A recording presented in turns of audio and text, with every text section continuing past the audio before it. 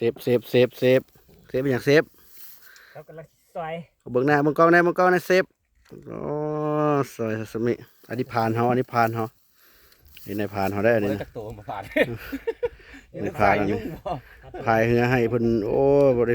ตีไปจากบาทเพิ่นพายเรือให้เนาะมีแต่หมายคักๆโอ้ธรรมชาติ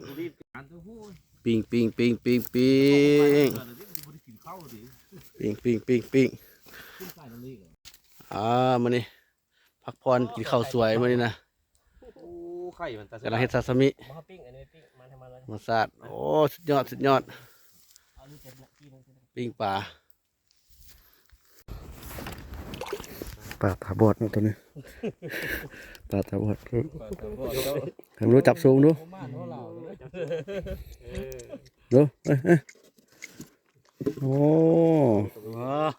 มัน โอ้เป็นโอ้เร็วผลงานมื้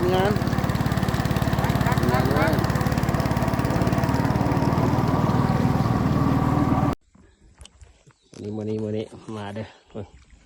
มาโอ้ ไข่เหรอ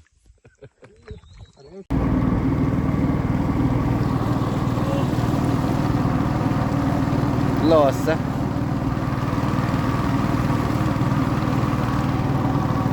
ปลาครึ่งแล้วก็กระนีพอนี่ จิตเบ็ดแกงเรือมันนี่โอ้ป่าว่านะป่าบอดอยู่ไหนพุ่นนะบอดนี่พุ่นแต่บ่เห็นบ่ได้เว้ยนี่ไหนวะโอ้ป่าบ่ได้ กัดงอนเลยเด้ เบ็ดหมดเอาไปถามไหม ปลาขึ้นอยู่ทางไหนก็ปลาขึ้นนี่มาสิเบ็ดบ่เห็นปลาขึ้นเว้ย มีแถวพุ่นนะมันบ่ได้นะเว้ย บ่ได้ปะ มันขึ้นหลายแล้วมันบ่กินแถวพุ่นนะพุ่นนะ ใส่เท่าใด พุ่นนะ โอ้โหพูดว่า มันบ่ได้นะจังหวะ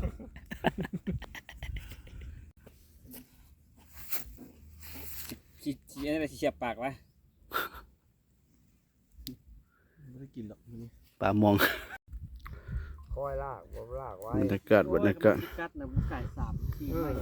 ก็มัน ปิ้งครึ่งนึงกินคน1 2 3 4 5คนนึง